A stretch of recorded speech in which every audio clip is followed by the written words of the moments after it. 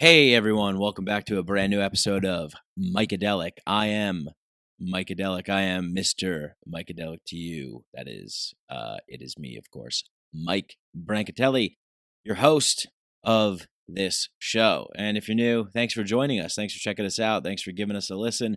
This is a show where we talk a lot about big ideas from a psychedelic perspective, a psychedelic mindedness, always with a focus on cognitive liberty, the right to choose to do with your consciousness whatever thou wish.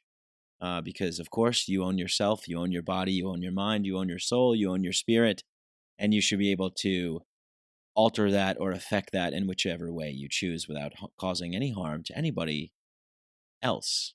Of course, because none of us would do that. We're peaceful, loving people, man. And we just want to party and chill and have a good time here on planet Earth while it lasts, while it's still green in some parts, while it's still clean in some parts.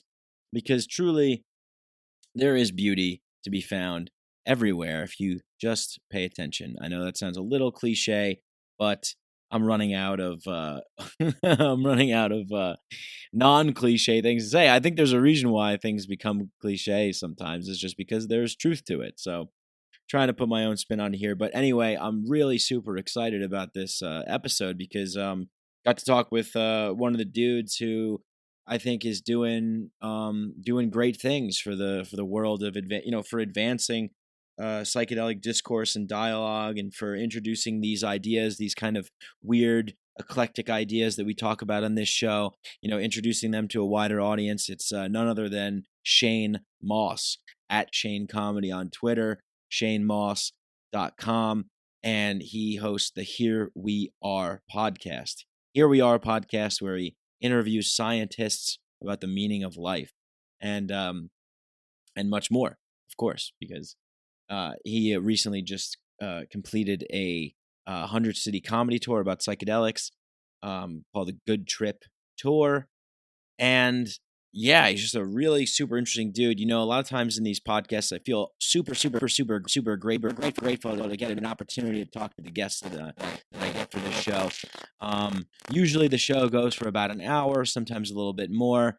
I always find it to be super fascinating to dive deep, to get deeper. And I think that Shane is one of these guys. I'm not going to do a super big intro. I'm just going to talk about a couple things and then we'll get to the podcast. But you'll see it's a great podcast. He's a very interesting guy and he has a great perspective on a lot of things. Funny dude and insightful and wise. And I think that this is the kind of person that I think if you sat down with for 3-4 hours, 5 hours, and just really got rolling, that you could dig deep into some pretty phenomenal areas and topics and subject matters. But anyway, he talks about a lot of that stuff on his show. Here We Are podcast, which is phenomenal. So go check that out. And I think we did a pretty good job of talking about that today on this show. And a couple announcements before we get into the show. One is that I think I'm going to take a break from releasing podcast episodes with interviews or guests on them. I think I'm going to do a few episodes after this episode. There's going to be maybe 4 episodes where I'm going to tackle some kind of big subject matters. Most of them personal issues, but you know how my style is. If you listen to this show, I kind of intertwine it with the micro and the macro, the interpersonal and the personal, and the individual and the collective, all going to be tied together. So I'm going to do another kind of like storytelling arc series, and I'm just going to talk about some things. So some stuff will include personal stories of my life. A lot of this, and Shane gets into this in this podcast as well. A lot of this kind of psychedelic use that we partake in, a lot of the things that I like to do and partake in is that, I don't know, I don't know what's going on, and I'm trying to investigate it. I'm trying to investigate who I am, what I am, how I can make better contributions to society, how I can help myself better, how I can help the people that I care about, the people that I love, and, obviously all of you wonderful people that are listening out there. But, it's how can I really kind of do all these things, just explore life and try and just get as much out of it as I possibly can, and try and turn as much turn as much bad into good inside myself and outside in the world as well. And I think that's a noble effort, and I think that's the effort that I want to pursue and that I have been pursuing to some degree. And sometimes we're a little, I've released some episodes in the past where I've kind of opened up and I've been a little bit more vulnerable, and I think that's worked, and I think it's felt good. It's always risky. It's always a big risk to do that, to tell stories about yourself that are extremely personal, maybe even things that you haven't told anyone before. But it's my belief that we're all the same. We're all going through very similar things, and we can all relate in some way or another. And so I'm going to take a little bit of a short, maybe week or two off, and just kind of investigate more. I'm going to still release some podcast episodes. So I'm getting confused, I guess, when this one's going to come out and everything. But basically what's going to happen is I'm just going to take a little bit of time off. I'm going to do a little bit more kind of personal exploration and growth, and obviously, trip and have some different experiences and stuff. I made a little to-do list and of some things I want to do, some places I want to go, and things like that. So I'm going to do a little bit of that. And then I think what I'm going to do is I'm going to do a 4-part episode story series exploring kind of what I've learned in the adventures that I've been on, and telling a little bit of stories from my life, from growing up to now, and kind of intertwining with everything. So that's what's going down. I hope it's going to be fun. I hope it's going to be good. I always try to do that for you guys, and make it entertaining and exciting and novel and new. And I always like to hear your suggestions and your feedback. So feel free to message me anytime. A couple of announcements. Or not announcements, but like, I'm trying to update my website to make it look good, and I want to get some better kind of. I'm not particularly keen with onto graphic design kind of stuff. I mean, I do little simple things here and there, but I'd like to learn a little bit more. I don't know if anybody listening maybe has experience with that, but wants to maybe help out, design some cover art kind of stuff for the episodes, or maybe help with the website a little bit or something.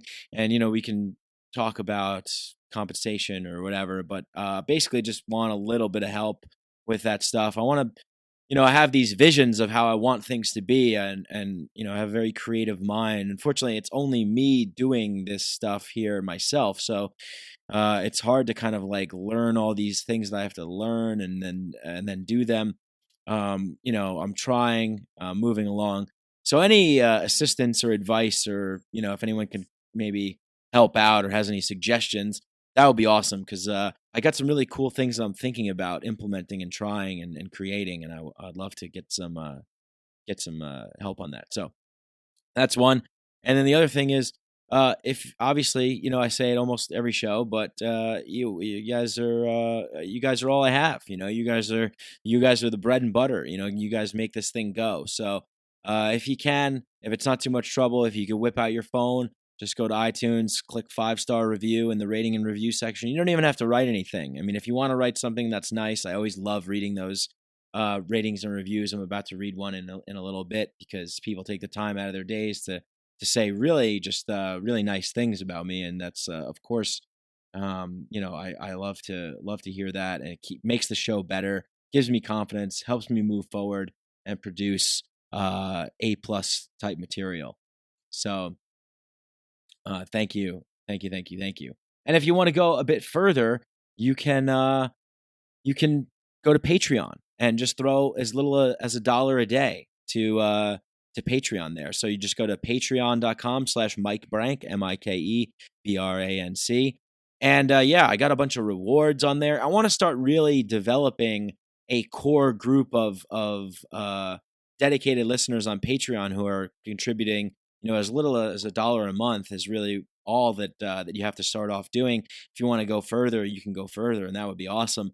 But I want to start to really kind of use that Patreon group, to kind of experiment and preview things and include more of the patrons into the discussion, into the podcast. I want to do a fan group podcast and just experiment with some stuff, some ideas, and do some things. So, yeah, that Patreon thing is starting to be very, very good. It's a good community. It's good people who are invested, and shout out to everybody who's contributed. You guys are awesome. Really appreciate it, and really looking forward to putting in a little bit more effort on the marketing front to get this show out there.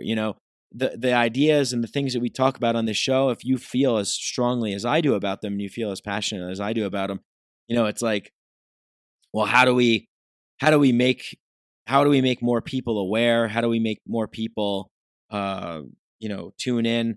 And basically, doing that is just kind of making sure the show is better, making sure that there's a lot of ratings and reviews so people see it and they, it moves up in the charts and it has just more exposure. And then, obviously having some money to put into some marketing efforts, to try and target maybe some people on Facebook who have interest in psychedelics and liberty and stuff like that. So there's some big things that we can do, and we can really take this message and carry it on, spread it, and grow this thing.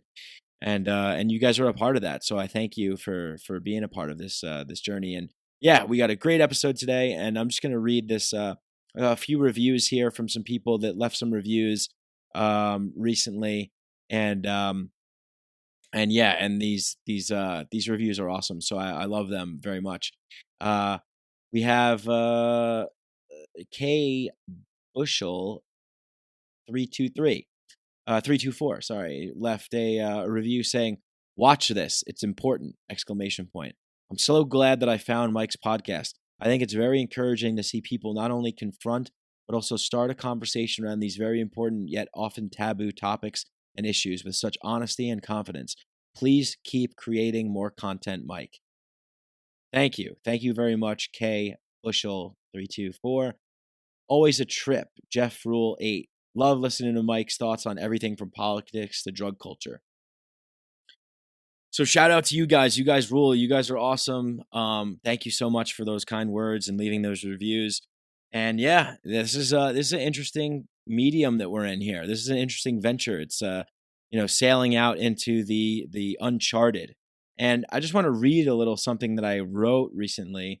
And I said I called it, I guess I titled it Seeking, because I think that everybody in our lives, we're all seeking something. We're all wanting to have something, whatever it is, whether it's just to throw on our favorite television show after a hard day's work, or, if we want to improve ourselves, run an extra mile, or if we, whatever. Everybody has something that they want to get to, a place that they want to be, somewhere, something, search for some answer, some way, something to change, something to improve, something to be better. So we're all seekers in that sense. And I just wrote, in the search for something more in your life, you may come to opportunities to take a leap. That leap may be very risky and strange and uncomfortable, but it is in that strangeness and that risk and that uncomfortableness that leads to a whole new way of seeing things, with new possibilities emerging that you never would have conceived of before because you were stuck in the limitations of a certain way of thought. Once those limitations have been shattered open and you're able to see things from a radically new perspective, a new vantage point, or a new perspective rather, with new information and new confidence, many people refer to this as waking up. And there's many different stages of waking up in one's life. It doesn't happen all at once, or it doesn't have to happen all at once. But there's many different periods of waking up, and it all starts with taking those little leaps, one after the other, having the faith to take a leap, to trust your gut, and have the confidence to trust yourself. But waking up doesn't mean that everything's going to be peaceful and rosy and sunny and harmonious all the time. That's not really what true waking up is. True waking up means that you know that you now have the ability to choose to believe in a world where you know that achieving peace, harmony, and ease is possible. When you choose not to hide or run, but rather open your eyes and walk towards it, into whatever that thing is that's nudging you, that's saying move forward in the face of resistance, that is the way. That vision carves the path and creates a light where there would only be murky and foggy, dimly lit streets before. the more choices you make to choose to walk down those streets, the more power you gain. The power to shape your life the way that you want it to be, or near close to as much as you want it to be. This isn't some wide-eyed fantasy of the secret of imagining something and having it pop into being. No, it's about literally imagining something, conceiving of it in your mind, having the vision of it, picturing it, playing it out, running a simulation of what that thing is, what it would feel like, the visualization of it, and then doing the hard work and the oftentimes drudgery of putting that act of motion into being, to work towards achieving that goal of that vision of what you want.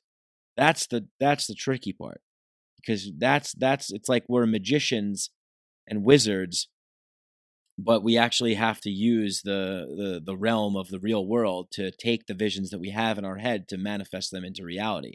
It takes time, it takes dedication, it takes focus. But the beauty of the world, it opens up to you. The more power you create in your life, the more control you take over yourself, the more power you give. And the more power that you give, the more power that comes your way as well. The power to create your life more like the way that you want it. So, when you do this and you continue to do it, that's when the beauty of life opens up to you. It's always been there, it's always been there, but now you're just ready to see it, and you understand it now.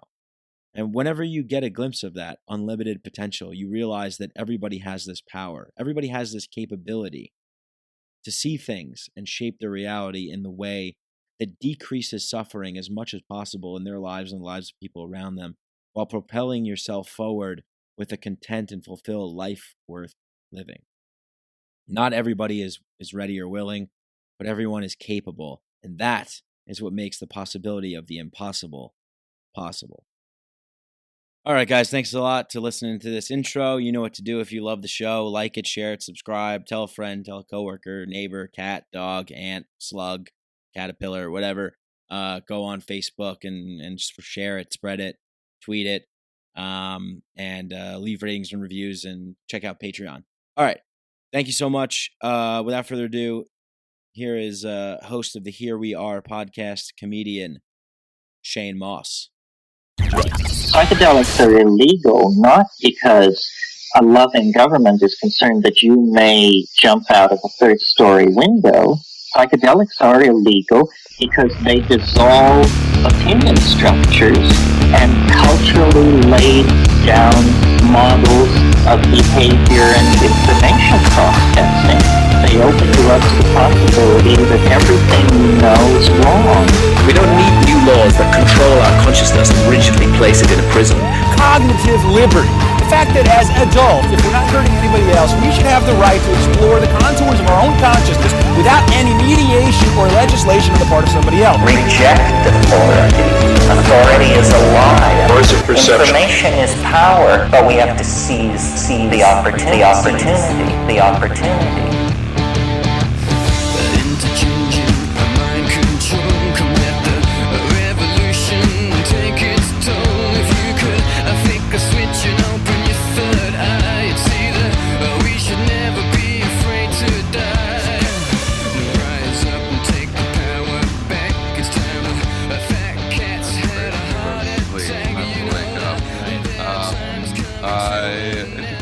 Depends on the day. If I have to wake up for something, I basically just sleep as long as I possibly can. And then I had to wake up pretty early today. My girlfriend had some car problems that we had to go around getting fixed. But yeah, meditation works well for me. But I usually get into like a little bit of work or a little bit of reading first, and then meditate after my brain's awake a little bit. It just takes me a little while for my brain to wake up, and I don't use a little coffee sometimes. I'm trying to cut back on my coffee intake a little bit though, but whatever. Yeah, I've felt the same way. What is it about coffee that makes us want to cut back on it? It seems so good when you're using it, but then you can get to that like jittery, over-addicted, I need my coffee, I'm angry at everybody state for some reason. Yeah, I mean, everything has its moderation is key, I guess, as they say. I mean, for me, coffee just kind of stops working well when I'm doing a fair amount of it. Yeah. If I'm just using it for kind of emergency situations, it works really well. But if I'm drinking 5, 10 cups a day or whatever, which I sometimes am, it just it seems like it starts making me more tired than anything. Yeah, no, I hear you. It is weird how that works. I used to use it the same. I mean, yeah. So I started off. I shot you an email. I was listening to you and Duncan have a chat, and I was like, man, I really like what these guys are talking about right now. And I've been watching what you've been doing for a little while, and I'm really thrilled and impressed and just excited that there's a dude out there doing what you're doing. So, congratulations to you. And I know you just completed the tour that you did. What was it, like 120 cities or something crazy like that, right? It was 111 stops. Which I think I doubled back to a couple cities, so I probably did about 105 different cities because some of them were repeats.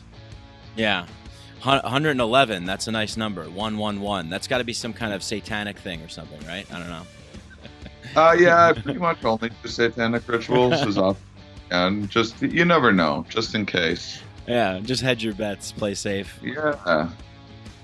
So a little bit about me. I mean, this is Psychedelic. This is my podcast where I talk about psychedelics and myself. That's hence the two names kind of working out like that. And I started doing comedy a couple years ago in New York, and started off, hitting the clubs, doing the club scene, New York City, Big Apple, big time, and it was good. I had some success.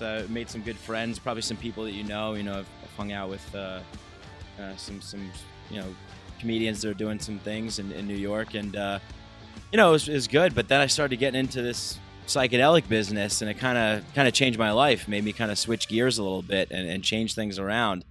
And now I look at and see what you're doing, and it's like. It's pretty impressive to watch that you've managed to kind of negotiate those two worlds together and find the audiences that really are receptive to this stuff. I guess you and I both know that those audiences aren't necessarily in Crackers Comedy Funhouse in Cleveland or anything like that, but they're in other places, right? Yeah, I mean, there's a psychedelic community kind of everywhere, or at least there's enthusiasts everywhere, even if they don't know each other that much. And so, I mean, that's one of the great things about the tour is seeing all the people come out and meeting one another and that sort of thing. And I mean, there's definitely, I mean, I tried to stay away from comedy clubs in general on the tour. I would still do clubs. If I did a club, it was usually on a day that they wouldn't normally have shows, like on a Tuesday or something like that. And that way, no one was there by accident. It was all kind of all people that are either know me or are interested in psychedelics. There, I wouldn't want to drop the show on an unsuspecting group of people just because most people just simply wouldn't be interested or wouldn't connect with it or would think I'm crazy or whatever. I mean, if I walked into a comedy club and some comic was doing an hour and a half one-man show about football, I'd be like, well, I wish I would have known that because that's great for people that are fans of football, but I don't want to hear about football for an hour and a half. And so I kind of try to make sure that I advertise it well enough so that people really know what they're getting into.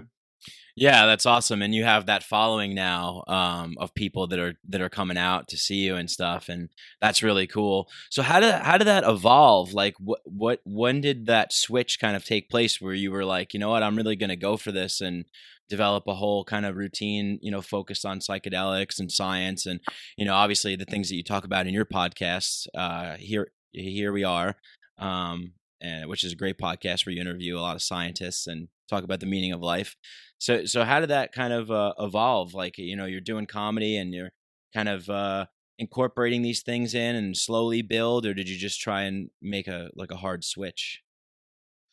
No, it all happened pretty naturally. I've been doing themed shows for years now, and this one about psychedelics, I'd just been kind of sitting on for a while, and I had been talking about psychedelics more as a guest on podcasts. It's just a thing that kind of happened naturally, going through different phases of, kind of when I discovered DMT, it kind of Yeah, re-entered. when was that exactly?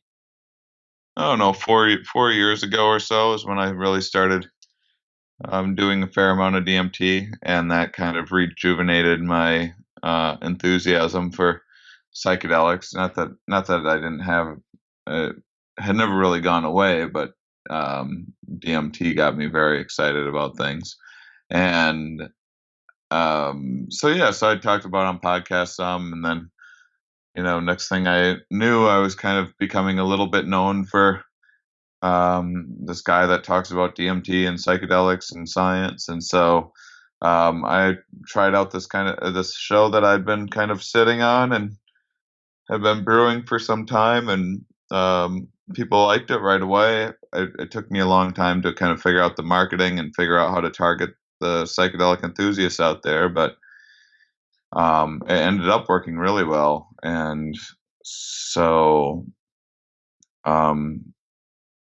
yeah, I mean, after I started filling rooms with it, which took, like I said, about 6 months before it wasn't just like, it was really hit or miss in the beginning. But then once I started consistently getting audiences in, then I put together the tour. Once I put together the tour, I was able to put together kind of a run of podcasts to promote it, and so on and so forth. And so and then that led to adding more dates on the tour, and then adding more podcasts for promotion, getting a PR person, and all just kind of snowballed. But yeah, I didn't really sit down and put together much of a plan, to be honest. It all happened pretty naturally. Yeah, cool. That is it. I feel that does kind of happen, kind of when you stumble upon these interesting things that you want to open up a little bit more. It's like, all right, let's open that up, see what's in there. And then that can, who knows where that leads. You're kind of following your intuition and hoping that it plays out well. So that's pretty awesome. When you said you discovered DMT, the way that I discovered DMT was, it might have been listening to a Joe Rogan podcast is what the first time that I heard about it. And then I started to kind of dig into a little bit of a wormhole, listening to like a lot of Terrence McKenna online and stuff, and just being like, well, shit, the way that everybody's talking about this, it must be like the most epic thing ever. So I have to check this out, and there's kind of only one way to find out, right? Was that like a similar kind of thing for you, or how did that happen for you? Someone told me about it. Said it was something that I could try, and I watched DMT, the Spirit Molecule. Kind of had mixed feelings about trying it, but it seemed interesting enough that I knew I wasn't going my whole life without trying it. So yeah, it was at the time, it kind of was just happened to be offered to me, and I'm an adventurous person. And then after the first time I did it, I was like, whoa, that is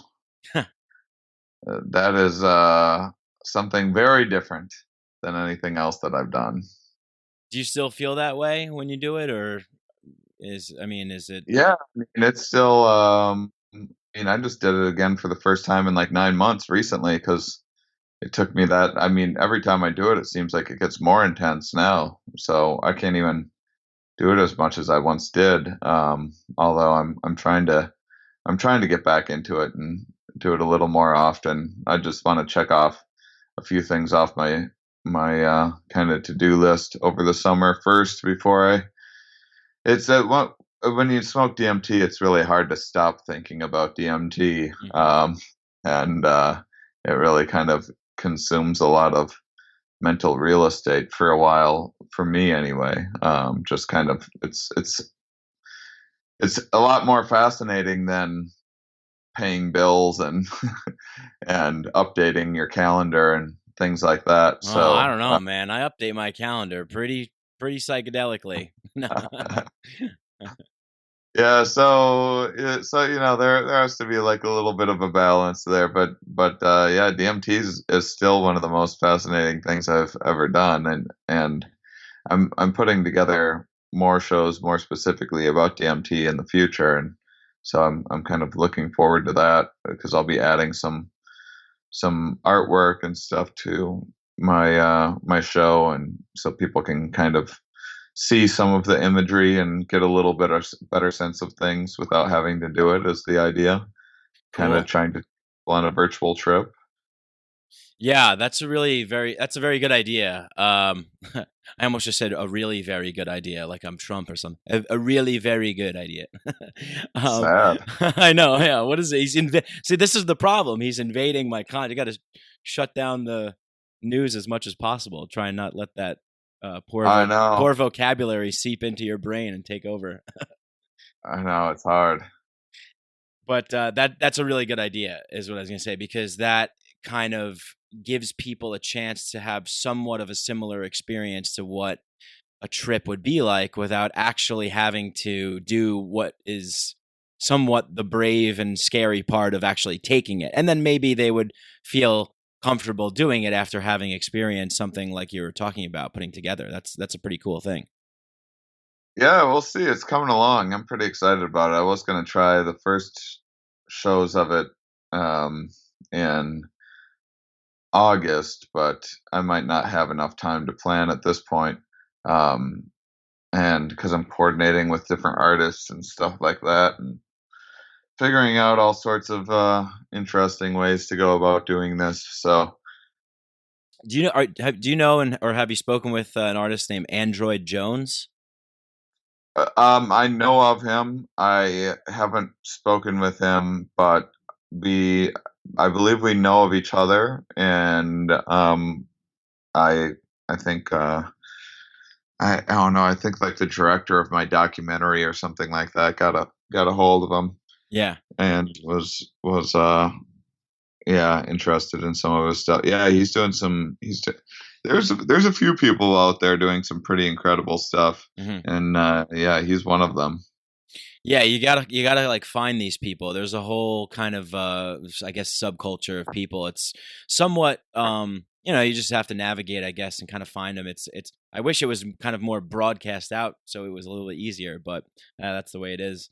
Um yeah, that's really interesting. I mean, bringing that element to the show could be really helpful. It was funny. I was watching a couple of your clips on your website of the stand up that you were doing. Is hilarious, by the way. And one of the points you were making is like, yeah, look, like this isn't like addicting stuff. You're not gonna get addicted to this. It is kind of a funny thing. I think a lot of people had. I guess a question here would be: do you notice a lot of people having? Are those like the common questions? They must be that you get asked. And the other observation is like, I mean, these things are kind of like difficult to do. Like, there's no, I've done ayahuasca several times.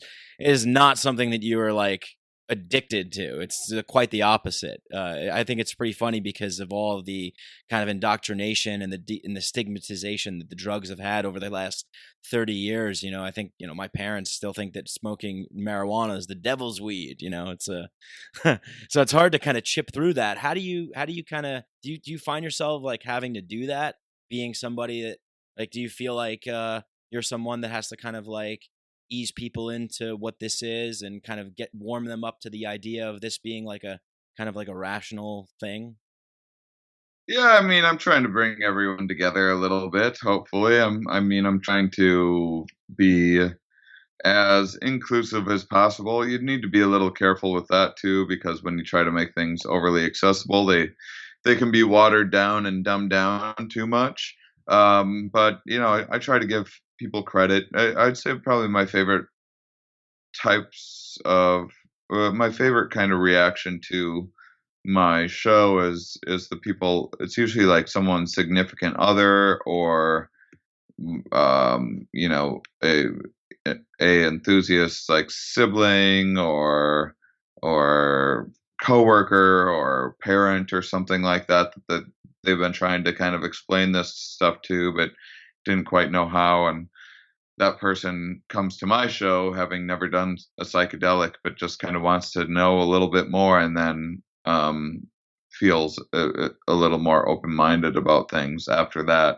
That's kind of the people that I'm trying to reach the most at this point, and there's just some people that are just never going to, there's a lot of nervous moms out there that are they just simply can't hear anything, and they're just so conditioned and so scared, and oh my god, the drugs, what if the kids do the drugs, and have no idea that there's different ones out there, and meanwhile they're gobbling any kind of like diet fad and whatever else that is addictive and a placebo at best. And so I mean, there's definitely people that are going to be kind of impossible to get through to for now, but there's also, in the psychedelic community, there's kind of some of the enthusiasts out there are kind of a little on the arrogant side, and are kind of a little bit like, oh, fuck them, they don't understand, they'll never understand, they don't get it. And I think a lot more people get it, and a lot more people are more interested and intelligent enough to kind of get some of these ideas than people sometimes get them credit for. I mean, it's just hard for everyone to understand one another. Sometimes people look at some of these psychedelic enthusiasts, and they see them as like a bunch of weirdos that don't have real jobs and blah blah blah, and they just don't understand them. And meanwhile, there's psychedelic enthusiasts that think that all these other people are a bunch of corporate slaves that are working for the man and just don't understand things, and they just don't understand them. And all these things are just kind of different aspects of ourselves that we all have to have. All of us want to have some time for relaxing and being creative and following our passions, and then we also need to put food on the table, and we have these responsibilities, and these are all just different aspects of ourselves that some of us navigate better than others, and different aspects of us that we don't like, or like to ignore or address. And so a lot of these out groups are usually just like aspects of ourselves that we don't like, and it's just that we don't understand one another because we don't understand ourselves very well. Yeah. No, that's wow. Very well said, Shane. Very well said. It's like, there's so much noise. There's so much extra noise in today's world too, with the internet and, Twitter and everything like that. And even Instagram, you could be scrolling through and you're following people that their accounts are like, spiritual DMT master, or whatever their names are. I don't know, like, shaman, digital shaman man or something. And they'll have posts like, like, fuck these sheeple, like they're all blind, they can't see. And it's like, yeah, yelling at them is going to make them understand, like make them come around. So yeah, the understanding is so key. I think what you just said is pretty profound, actually. So you went to 111 different spots, or I guess some overlapping, whatever, about 100 or so different places around the country. Was there any place that like really kind of surprised you, that made you understand something that you thought you understood, like about a particular kind of place or kind of people or something like that? Well, I mean, there's definitely a trend where it's not that I mean, I had some misses here and there, and some of them were even surprising, where, an area like Sedona or something like that didn't go as well as I'd hoped. But then there'd be some hyper conservative area that went really well. And one of the big trends was, a lot of times in these kind of conservative areas, is where there would be the most enthusiastic people, because those people, the psychedelic enthusiasts that were there, the people that were into, arts and more creative things, were kind of surrounded by, what is ultimately sort of a close-minded group of people and culture and society, and very kind of bland and stale. I mean, this is just like liberal and conservative is really kind of a rather silly term. It's just kind of about how interested you are in new experiences, and how, as opposed to being into kind of sticking with what you know and traditions and routines, is really all that it boils down to. And then we instead give it these stupid political labels so that we can act like it's this very important thing. Um, uh, and or like the other party's brainwashed or something like that, whereas there's just a lot of natural genetic inclinations toward being adventurous and toward being careful, and a lot of environmental influences as well. But if you're in an area where like everyone is very, very cautious, and you're someone who is a little more toward the adventurous side, then those areas can feel like a prison for you. At least that's how I felt growing up in an area like that, a small town kind of conservative area. In And Wisconsin. yeah, Yeah. and so when I'd come through those areas, sometimes those people, even if it was a smaller number of people, those people would really, really be that much more enthusiastic, and that much more grateful. And those are some of the more fun stops that I had. Cool, man. That's awesome. Yeah, it's kind of like, finding your tribe and kind of like connecting with them. I mean, I definitely felt like that growing up too. I mean, I come from a kind of, suburban town built out of the dream of the 1950s, kind of like white picket fences, Americana, and then trying to, it's interesting. You brought up the conservative liberal dynamic, and I know that you're interested in personality, and you mentioned the genetic factors and everything else. I recently spent like the last week taking all these big 5 personality tests online and stuff, and just getting real into it, because I'm pretty interested in the ideas of kind of what shapes our views, and why is it that certain people know for certain that these people are the devil, and that these people are evil, they got it the wrong way, man, they're just not thinking right, these people are backwards, we got to go over there and we got to show these savages how to live. This kind of mentality, like, where does that come from people? So I'm very interested in that kind of stuff, and how it shapes societies and cultures, and what kind of people it produces, what kind of spaces we create, that sort of thing. And I think it's really important. It's really fascinating. It's mind blowing. I mean, as you know. And so, so I took one of these big 5 personality tests. I scored like in the 98th percentile or something for open. Like my openness was like way high up, but like my conscientiousness was like 9% or something like that. So I'm like, well, I kind of need to like raise that up a little bit. I got to get shit done, man. But I'm the same way. Yeah.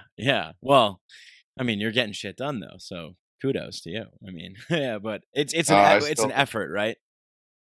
Yeah, I mean, I get things done because I come up with big creative ideas, and that works well with my career. But as far as conscientiousness goes, I'm way down there. That's my one of my most extreme traits. I'm very, very low. I'm a very messy, disorganized person. I have a hard time kind of motivating myself to do simple kind of nonsense tasks. And so, yeah, those are, I rate kind of the same in both of those as well. Yeah. Welcome to the club. Welcome to the bottom of the conscientiousness barrel. But hey, to the top of the openness. So that's cool. But yeah, I went through some of this trouble, and when I was doing comedy every night, I was going out and just I remember I was like sitting. I think Robin Williams had just died, and I was like kind of shocked. I mean, I wasn't like the biggest, but it's Robin Williams. The guy was always happy and excited, and it kind of like made me think. I was like, why would that guy die? Like, I thought he was like the happiest person ever. And I was going through some depression myself, and I was sitting there, and this other comedian was like, well, the only time we really feel good is when we're on stage. I mean, that's kind of why we do this. And I was like, well, shit, man. Like I'm trying to like make myself feel good all the time. And, I kind of noticed, for whatever my personality traits are, that there's a lot of comedians that I would be friends with and hang out with, and they're when I first started doing comedy, I thought it was going to be like a party. Everyone's going to be laughing. It's just going to be a good time, fun all the time. Man, there's some cynical, jaded motherfuckers out there, and I had no idea that was a part of it, and there was a dark element to me. I learned, and I was like, holy shit, I'm like tapping into this depression. It kind of made me funny on stage, but it kind of tore the rest of my life apart, and it was pretty hard to get through. And that's where psychedelics kind of came in and helped me out a lot. Just experimenting, with mushrooms. I mean, I would just start eating like 6 grams in my room in like silent darkness and just going off world for a couple hours and learning some stuff to try and kind of sort myself out, get myself together. Because I think, mental health is extremely important. And I noticed that mine was deteriorating. So I don't know, maybe you could talk a little bit about that. I mean, what you've seen, what you've observed, and, depression, mental health, comedians, and that sort of thing. If you have anything to kind of, add to that, that'd be cool. Yeah, I mean, that's definitely a thing in comedy, that's for sure. I'm someone with chronic depression that I've been managing and working on, and seems like it's been improving quite a bit over the last few years. Mushrooms work really well for me in that regard. For me, mushrooms, depression's a lot about kind of not having a clear direction going forward, and comedy is usually a bunch of misfits and people kind of needy for social attention, or that are like kind of socially awkward people or whatever. And I mean, we're all missing things. It's just comedians are talking openly about it, kind of embracing that, and sometimes kind of wallowing in it. But there's no safety net in comedy, and there's a million different directions you can go with it, which is nice. There's a lot of opportunities out there, but they're exceptionally challenging, and sometimes figuring out what to put your effort into, and sometimes it can seem hopeless, and so mushrooms for me are something that I can do enough mushrooms to kind of come up with a firm idea of how I want to move forward with things, and kind of create a clearer picture of where I want to go. For me, it usually takes about 2 months of doing mushrooms like 2-3 times a week to really get the full picture together. And then I don't need mushrooms for like 6 months. Wow. Because I just need to kind of work on what I figured out. And then, that seems to be about the cycle for me. Usually I can go 6 or 9 months without really doing mushrooms very often at all. But of course, now I'm kind of, psychedelics is a big part of my act at the moment, and working on a documentary and developing a docu-series potentially, and maybe hosting a TV show about this stuff. And so it definitely has me doing more psychedelics than I normally would have a natural inclination to do. And it's been really nothing but helpful for me, I have to say. I mean, there are times when I feel like psychedelics, they kind of, if you do them enough and regularly enough, especially if it's like the same kind, they seem to kind of not have that much effect if you're not taking the time to integrate and everything. And so then it's like, well, now what do I do? Usually I do mushrooms to get me out of that funk, and now mushrooms don't have that much of an effect on me. So spacing them out is important, which is really a natural thing to do. I mean, if you're doing like cocaine or something like that, the more cocaine you do, the more that you're going to want to do. If you do cocaine like 3-4 days in a row, now you're going to have some real trouble, with withdrawals, and you're definitely going to be thinking about cocaine more than usual. Whereas psychedelics are, it seems like the more psychedelics that you do, the less inclined you are to do them. I mean, for me, it goes back, and sometimes it's like the longer that I've gone without psychedelics, the more I kind of forget what it's like, and therefore the more nervous I am. But whereas if I just did mushrooms last week, I'm like, oh yeah, I can do mushrooms, not a big deal. But then if say I'm doing them like 3 or 4 times in a week, then they'll just not really have much of an effect, and then I'm like, that didn't really do much of anything. I'll just wait a couple weeks. There's certainly there's no like real craving or withdrawal or anything like that from psychedelics, at least as far as I can tell, and or as far as any researcher I've ever heard talk about it. So yeah, quite the opposite. I would think. I think there's a lot of studies that are showing that they actually help with addiction and things like that. So yeah.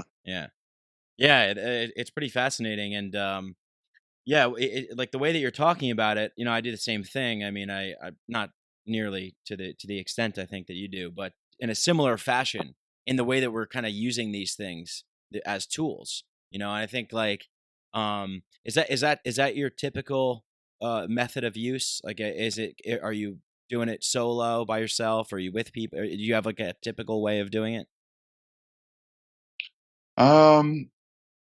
I haven't done many solo ones lately, but I prefer solo trips the most for myself. I mean, not that I'm recommending that for other people, but yeah, solo ones are my favorite. Mm-hmm. I just haven't been doing much of that lately. I've been, let me think, or have I?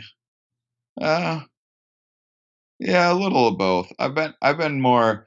I also realized that I was doing them a little too much by myself in regards to. I mean, one of the things that I realized that I had to work on was my social anxiety, and so I started tripping around people more often to notice just when I was getting anxious and what was causing that, and when I was feeling a little awkward, and um, yeah. So I mean, it's yeah. Honestly, like the more that I think about it, I'm just like, yeah, I guess I do psychedelics in lots of different situations just Yeah. to see it. It's like they help. I just keep on having like little things that I notice that I have to work on. I still have a few self-esteem issues that get in the way of me being a better performer and um, kind of better socially with people. You're doing a really good job right now, by the way. I just want to tell you. Thanks. And then conscientiousness is another big one for me, where um, I just did some Cambo Oh, recently. wow. You did that? Yeah, Woo, and what was that like? it was good. It was like I Frog don't know, venom, right? yeah. I don't know. I did it like a week ago or so, and it makes you sick, and then for like 10 minutes, and then afterwards you feel really, really clear-headed and together. And I was able to. I did it right at the end of my tour, to kind of clear my head because I wanted to quit drinking and smoking cigarettes for a while anyway, and it really helped in that regard. And I've felt a lot more clear-headed ever since. We didn't really have the outline together for the documentary, and we weren't sure how it was all going to piece together. And after that, definitely we had a much clearer picture. Get some toad in your system. Get that vision straightened. Yeah. And then and that helped me quit drinking and smoking and made me clear-headed. And then I sat around for 2 nights with my director and my producer of my documentary, and we just sat around on mushrooms for 2 nights in a row and really put the whole documentary together with all of the.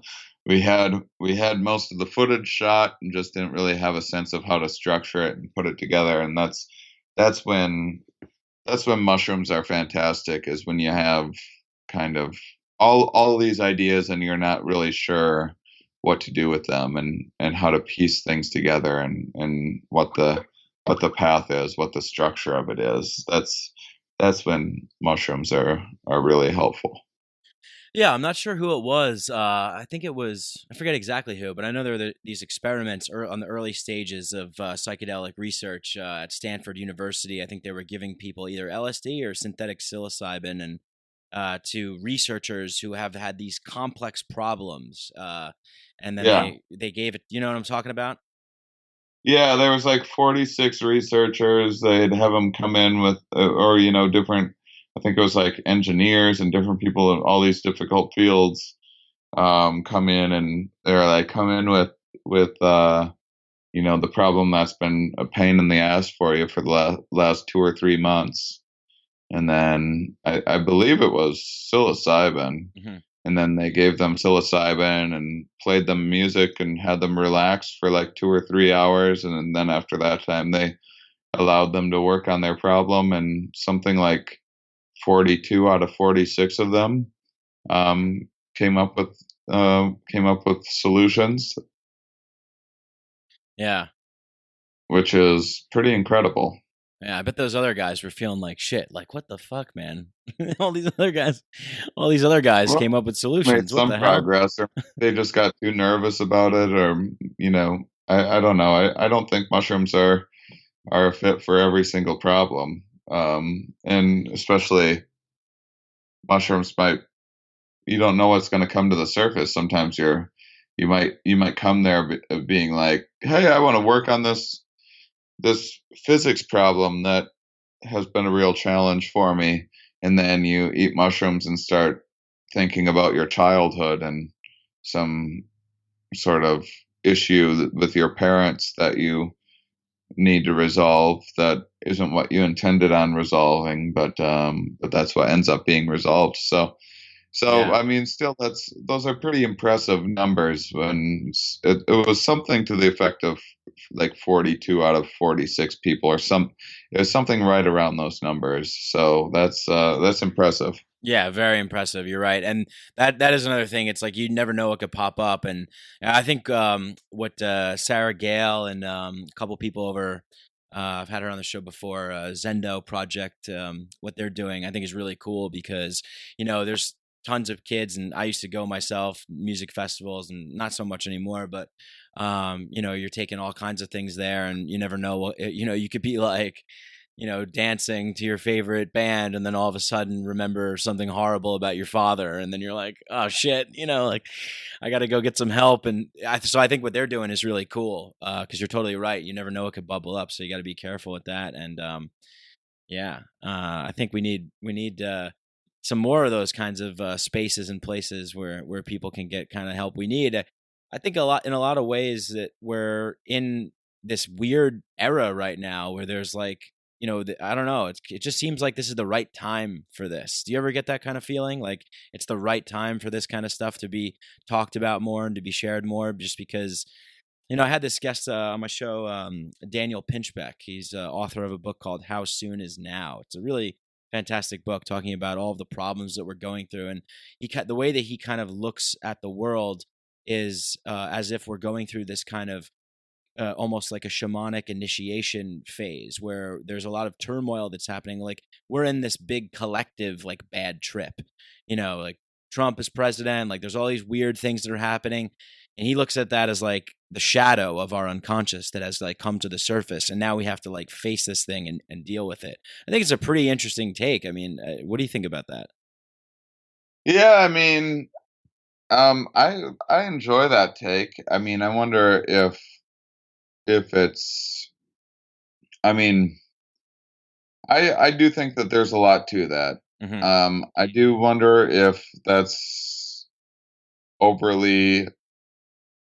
an overly positive reframing of this Trump crisis, where a lot of people are just simply being conned and are so unable to accept that, and whether that's because they're embarrassed or because they're tuning into the same echo chambers and outlets, or because they're scared or they just don't have the cognitive capacity or the education. But they're simply being conned by a con man who is not even good at it. I mean, I don't even think he's that bright of a individual, but No. he's definitely exceptionally dangerous and cares first and foremost about putting his name on the universe. Wants to be king of the universe and does not give a fuck about anyone else, and anyone that can't see that is has some real blind spots.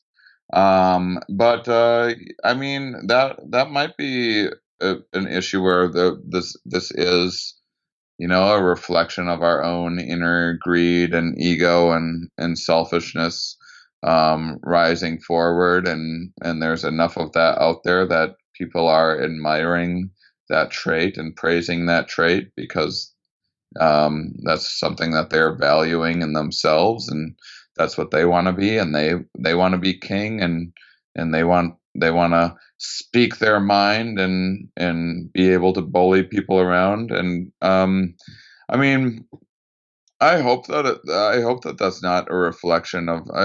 I keep on trying to give people enough credit to hope that Trump isn't a reflection on them, and they're simply being duped. Mm-hmm. I have a lot of relatives that are big Trump supporters, and I believe that they're just have never left their small town and don't really understand what's going on in the world and see it through their TV that is scaring them for ratings. Yeah, and they're just being conned. And I think this is I don't think that everyone is a con man, and so in that regard, I think a lot of these people are very good natured people that are well intended that are being duped by a con man. So that would not be a representation of kind of what's going on in our collective unconscious when we're just being conned. Now, if it is the other way, and we're all a bunch of egomaniacs that don't give a fuck about anyone but ourselves, then like Trump is a really nice representation of that. So I don't know. It's tough to say. Yeah, no, it is tough to say, but I like the approach that you take, and obviously with your podcast, you're a man of science, right? Would you say that would be correct? I mean, I try to be, I consider myself a science communicator. I feel very uneasy even doing these little political rants. And I actually never, you can go through my Twitter or Facebook or anything. I never once said anything about any Republican candidate that was in the nominations. But I always made fun of Trump, and unfortunately didn't take it seriously enough.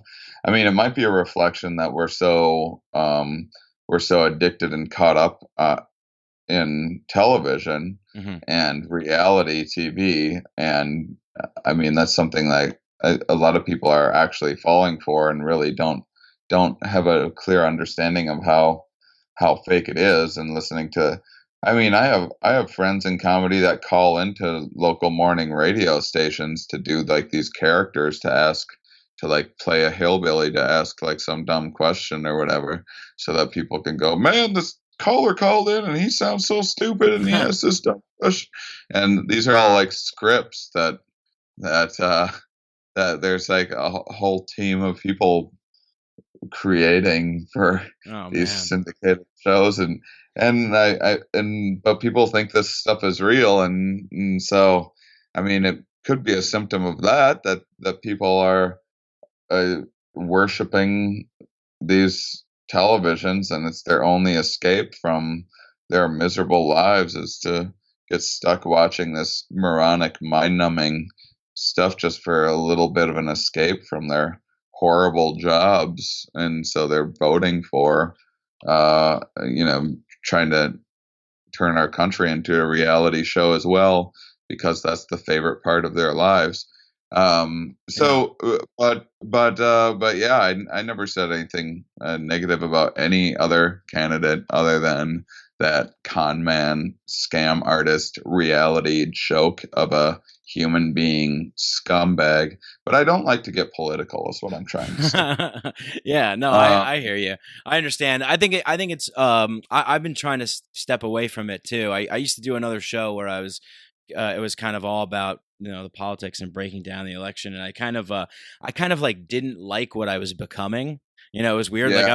I was like getting on Twitter and like arguing with people, and it was just like never ending hole. And it's like, it's a weird, like demonic energy or something like that when you get into these kinds of like arguments and like, you know, just this stuff that goes on the internet. And yeah, it could be very confusing and very kind of strange. And there is something to this theory of these people who are, you know, I was at home visiting my friends in the suburbs of New York, and you know, we were like talking, and these are some guys that I guess had never really left town, and you know, something came up, and they were like, "Yeah, but like, what about ISIS? Like, they're so scared of ISIS." Like, they were like talking about ISIS as if it was, and I was like, "Yeah, I don't know if it's really that big of a threat." Really to be scared of. Like, I think maybe there's other things that we should be worried about that's like more important, you know, than something that's like kind of far Like away. heart And disease. yeah, I mean, my grandparents are always really concerned with. They think that, you know, ISIS is infiltrating their hometown. I don't know. Have you ever heard of Lansing, Iowa, by chance? not really. Well, either has ISIS. Right. It's a town of about 1,000 people, Yeah. and no one gives a fuck about it.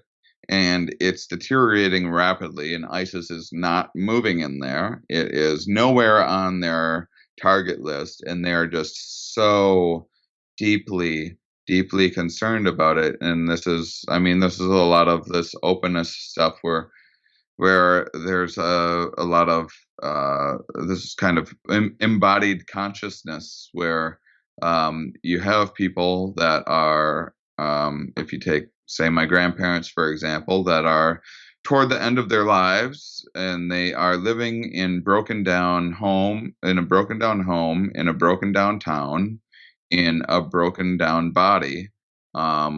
Everything, their body, their house, their town is dying. It is crumbling around them. And so the whole world seems as if it's collapsing around them. Life, as they know it, is in the rear view mirror. They don't have dreams going forward. They don't have like, oh, I want to do this. They don't have like 5-year plans or anything to look forward to. They're not making any like positive changes in their life. They're simply just slowly dying. And so they're looking at life as this thing that they used to experience and grasping desperately to go back. Can't we go back? Oh, can't we make it great again? Wasn't it so great? No, you were just young, and your house wasn't falling apart back then, and your body wasn't falling apart back then, and your town wasn't so shitty back then, back when it still had a fresh coat of paint on it, and there wasn't potholes all over the sidewalk. Because you live in a small ass town that's falling apart, this is just what happens. It's the natural evolution of some of these communities.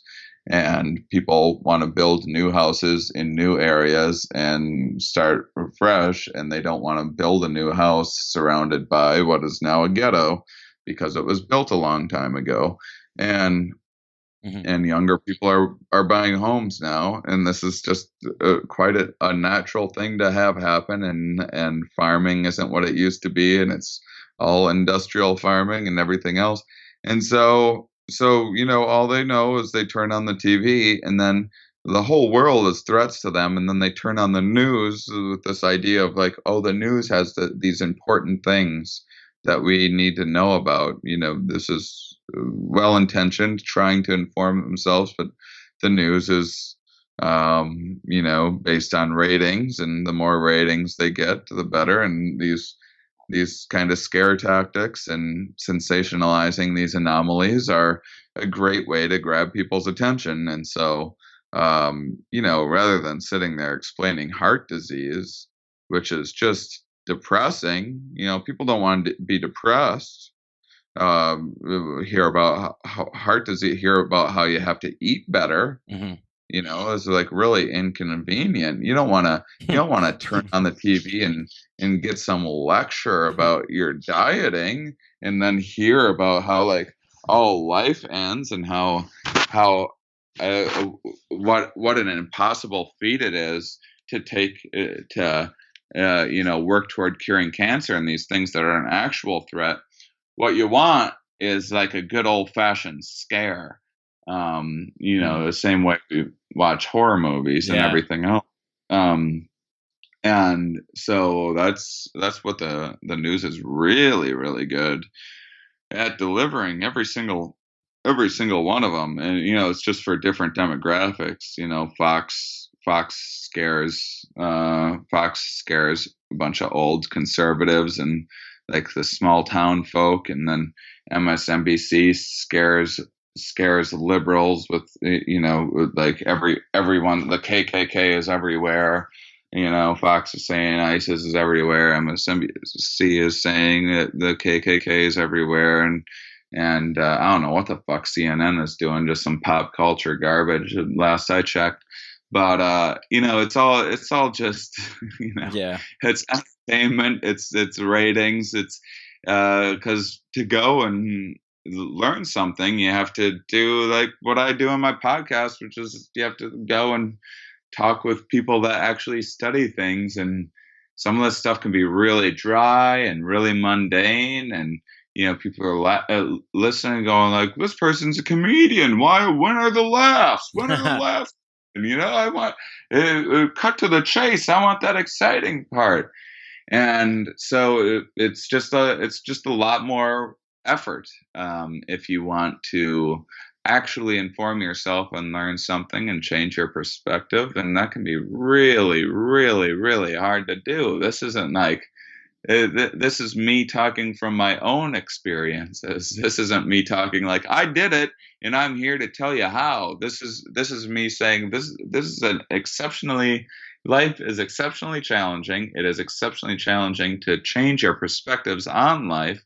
This is something that all of us have to work on all of the time. All of our brains are going to trick us into thinking that we have it figured out more than other people do. All of our brains are going to trick us into thinking that doing the hard task of bettering ourselves is boring and we'd rather not do it. And I mean, all of us have these mental biases. All of us are going to think that other people in the out group that don't agree with us are a bunch of idiots and not worth listening to. And, it's really kind of inescapable. Mm-hmm. So just trying to work on it a little bit and become more mindful and trying to encourage people to spend a little more time, if not meditating, which a lot of people are just like closed off to the idea of meditating. And I try to encourage people to try to go out camping and sitting around the fire and talking. Yeah, kind of simple things. Yeah.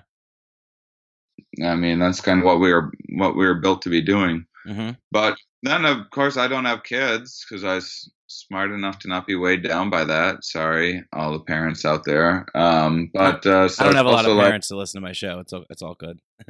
I'm kind of privileged position of I can go out camping with friends and sitting around a fire. Like if I had kids, I might be able to find some other people with kids and go camping, but now I'm having to watch what I say around because the kids are, terrible. The kids are around, and then you got to keep them entertained, and they get bored easily, and Yeah. So yeah. Life is challenging. Yeah, it is, and it's challenging right from the get-go without all of the kind of institution or organizational challenges that are thrust upon us, by these kind of massive. I mentioned Daniel Pinchbeck before. He kind of talks about them as like these big like super kind of organisms. And I think also another author, Christopher Ryan, I don't know if you're familiar with him, but he's pretty great too. Yeah, he talks about them as like these super organisms. And I think that's a really good analogy, because it's like you have these massive like companies and corporations and just these massive power centers that of course have an agenda. So it's like already just being born, being a human is like hard to figure out. And now you have like these massive, like monolithic, like, you know, places trying to like persuade you to like think more like them. Like you need this, or you need to be afraid of this or that or the other thing. And yeah, so it's a fight. I think it's a scramble. And one of the reasons why I like psychedelics so much is because I think psychedelics helped me kind of decondition or break out of that mold and bring me to a primordial space where I am just like a being I am just a being, just like everybody else is. You know, we're all the same thing. And once you can set your vantage point, I think, from that space, then you start to look at things in a completely different way. You start all the chains start to come off of all the little things that you had in boxes, or things that you have been told to by your school or your government or whatever, television comes away. So that, I think for me, that was a big benefit, and I think there could be a big benefit gained from that. But it's still about kind of finding whatever that outlet is and that opportunity is. So doing your podcast and talking to all the interesting people that you've talked to, and kind of exploring with your psychedelics and doing your comedy and all that stuff, like all this experience that you've had, all this journeying. Are you an optimist for humanity, for people, for I guess what people would call kind of maybe waking up, trying to improve their lives and improve the lives of people around us, maybe make some better decisions and get some better people to kind of be in the decision makers and so on? Do you feel optimistic about that? And I guess yeah, you do.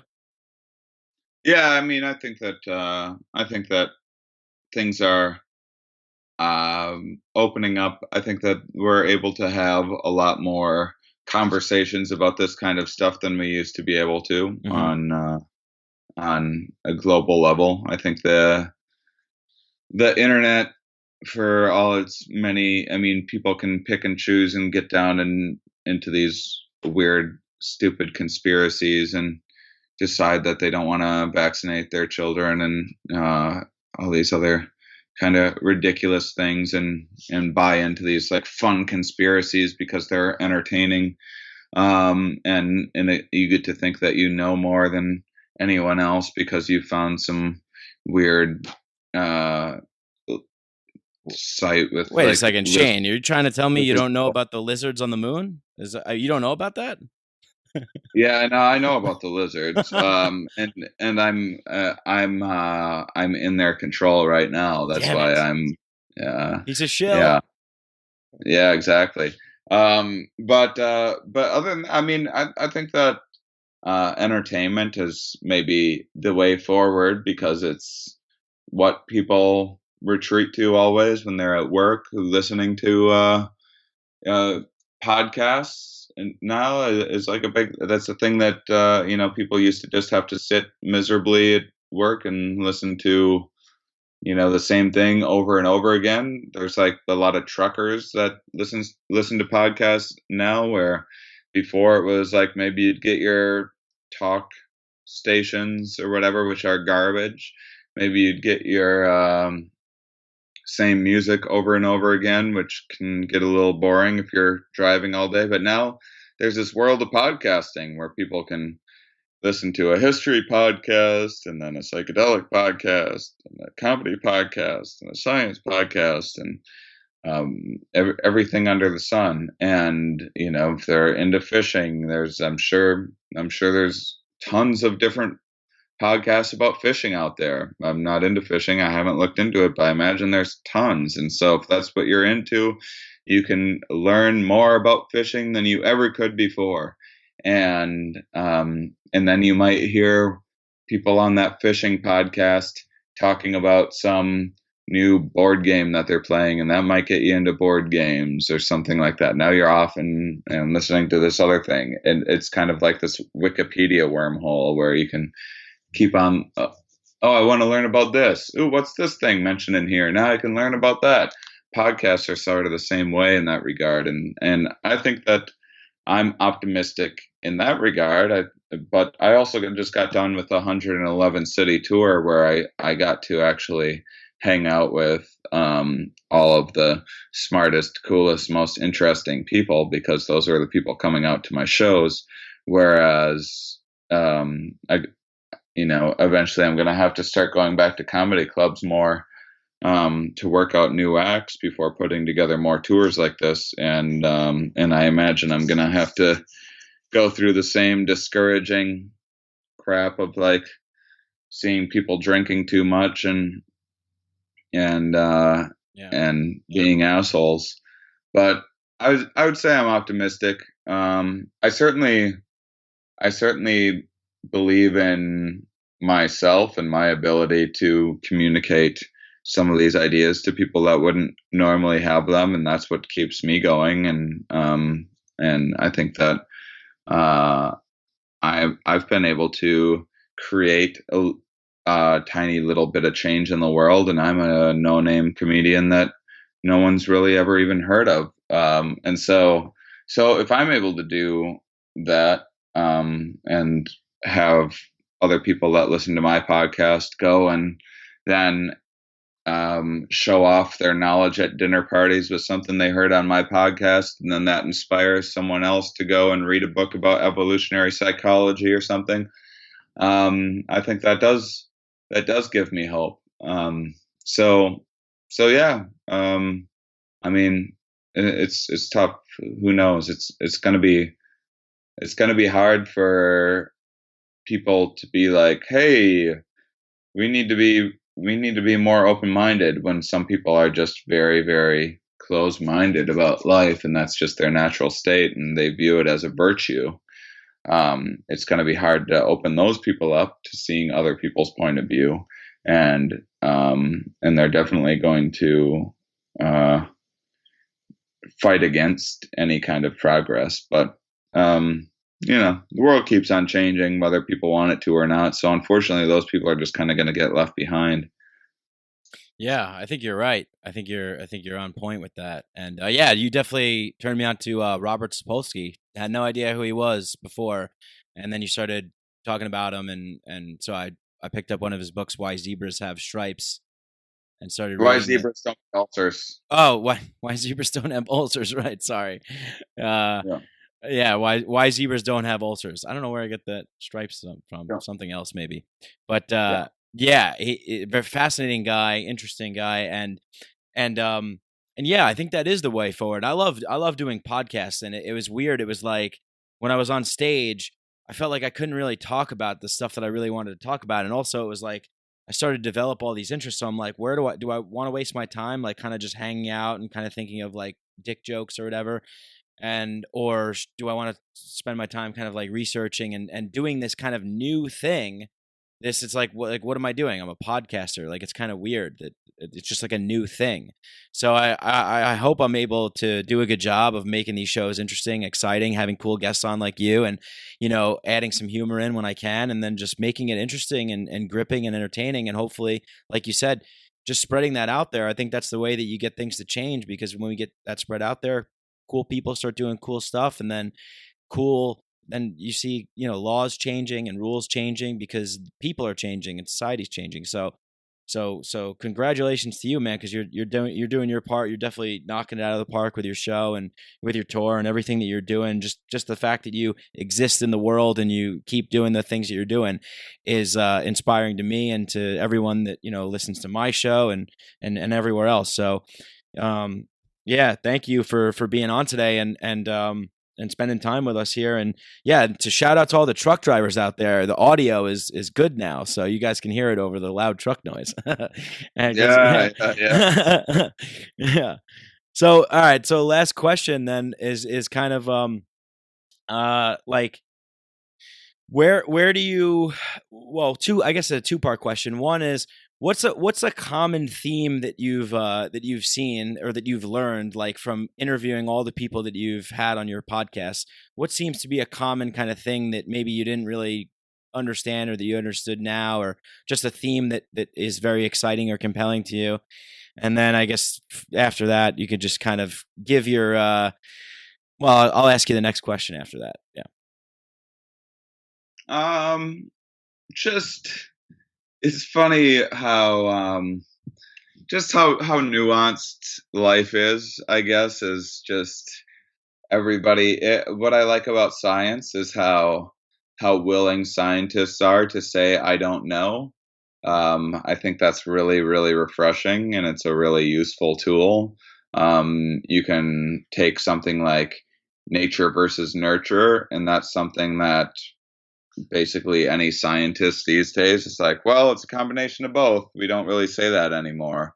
It's just more nuanced than that. There are things that have a little more of a genetic component, but there's still there's still these environmental factors and vice versa.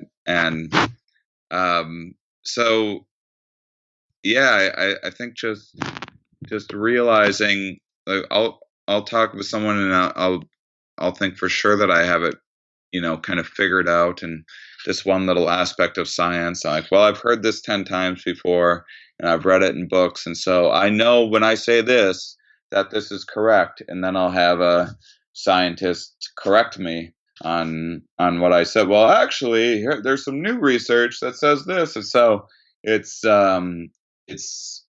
there's an endless amount of stuff to learn, seemingly, and I think that is incredibly exciting, and I think that's what gives me hope and excites me, that that we'll never be done learning, and yeah. Awesome. Yeah. And everyone listening, you can learn all along. Go check out Shane's podcast. Here we are. There's, learn along with Shane, learn along with the guests there. There's fantastic guests on there. I was just looking at a couple of them. You had this meditations and mushrooms, behavior and biology, something about lucid dreaming and music. And there's all kinds of amazing eclectic topics of all sorts. So what's the most kind of what's the most mind-blowing, like, revelation or discovery that you've had in the past 6 months?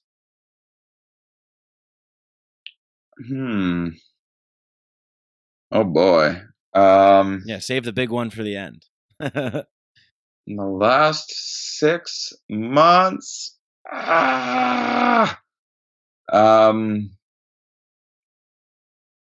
well, there's definitely been a thing career-wise where I just started saying no to the industry quite a bit. I started, mostly as a comedian, you're like trying really hard to get attention, and then like maybe trying to land a meeting with someone who's going to give you the keys to Hollywood, and you're working on your pitch, and then you get notes back, and then you go, oh, well, okay, they don't like that. Well, I'll change it and I'll make it this way.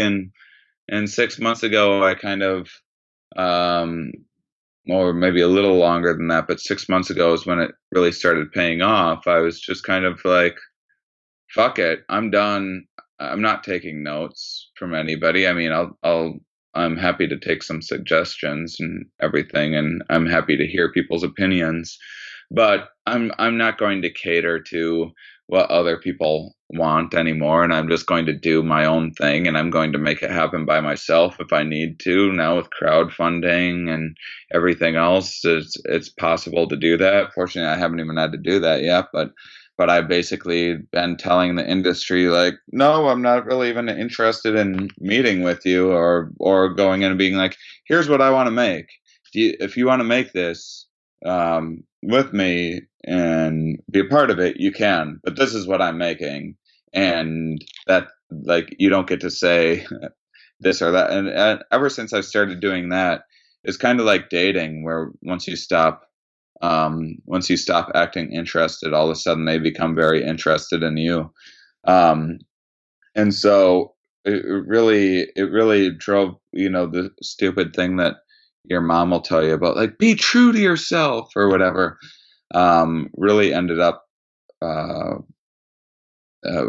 hitting home that much more with me now. And there again, that's it takes a long time to figure out who you are and what exactly you want to have that confidence to do it. But definitely, I feel like kind of taking your own path and not making a lot of compromises and saying, okay, this is exactly what I want to do, and I know this is what I want to do, and I'm going to make it happen with or without anybody else, can be a really empowering thing. Hell yeah. Follow your gut, follow your instincts, follow your passions. Go with that for sure. I mean, yeah, I've totally noticed that there's so many friends of mine who are comedians who are just doing, just outside of comedy as well. Just, people are just, they're creating their own things. They're not waiting for kind of like, the stagnant industry that doesn't really know how to put out good stuff anyway. So yeah, it's pretty cool to hear that. Well, Shane Mauss, thank you so much for being on the podcast. Tell the people where they can go find you and follow you and everything else. It's Shane Mauss, MAUSS.com, and also the HereWeArePodcast.com. All right. Excellent. Awesome. You know what to do if you love this show. Share it, like it, spread it with your friends. Tell a friend, tell a family member, tell a neighbor, tell a coworker. And if you want to support the show, you can go to patreon.com/Mike Brank. You can donate as little as $1 a month. Or you could go on iTunes and leave me a nice 5-star rating and review. Whatever you do, thank you for listening. Much love to you all. Peace.